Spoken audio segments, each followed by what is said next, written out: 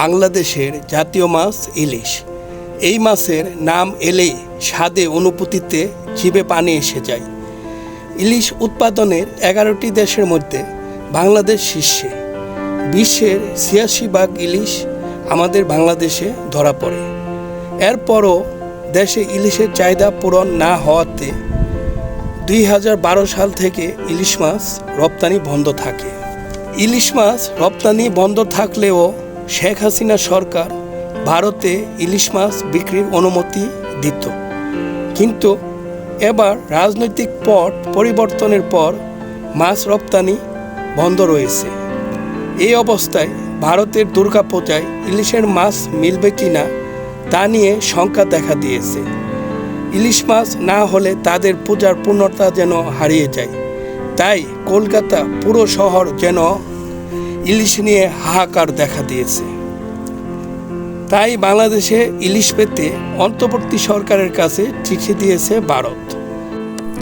বর্তমান সরকারের মৎস্য ও পানি সম্পদ উপদেষ্টা ফরিদা ইয়াসমিন বলেছেন, দেশবাসী ইলিশ পাবে না আর বিদেশে রপ্তানি হবে, এটা হতে পারে না। বাংলাদেশের জেলেরা জীবন বাজি রেখে গভীর সমুদ্রে ইলিশ মাছ শিকার করে।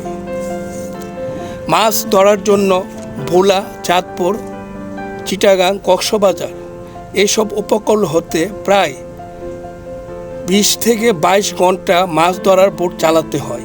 এরপর পাওয়া যায় মাছ ধরার বিশাল এলাকা। সেখানে জেলেরা জোয়ার বাটার সঙ্গে তাল মিলিয়ে জাল ফেলে মাছ ধরতে হয়। এক সময় তাদের জালের রূপালি ইলিশে ভরে যায়। মাছের পরিপূর্ণতা হয় বোটের একাংশ। তখন তাদের খুশির সীমা থাকে না। আবার কখনো তাদের মোকাবেলা করতে হয় সমুদ্রের ভয়ঙ্কর ঝড়ের সাথে।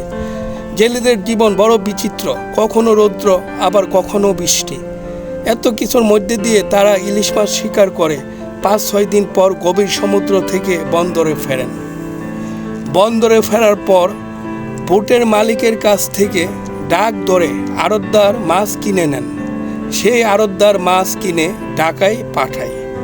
ওই মাছ ঢাকায় আড়তদার একটা নির্ধারিত কমিশন নিয়ে খুচরা বিক্রেতার কাছে বিক্রি করে। তখন আমাদের এই ইলিশ মাছ কেজি 1600 থেকে 1800 টাকা হয়ে যায়। ইলিশের বাজার সিন্ডিকেটের কালো থাবায় পড়ে যায়। ইলিশ মাছের দাম ক্রেতাদের নাগালের বাইরে চলে যায়। ঢাকায় 1 কেজি ইলিশ কিনতে 1600 থেকে 1800 টাকা গুনতে হয়। বর্তমান সরকারের কাছে অনুরোধ, সিন্ডিকেটের কালো থাবার হাত থেকে যেন আমাদের বাজার ব্যবস্থাকে রক্ষা করে। ভিডিওটি ভালো লাগলে সাবস্ক্রাইব, লাইক ও শেয়ার করে দিবেন। ধন্যবাদ।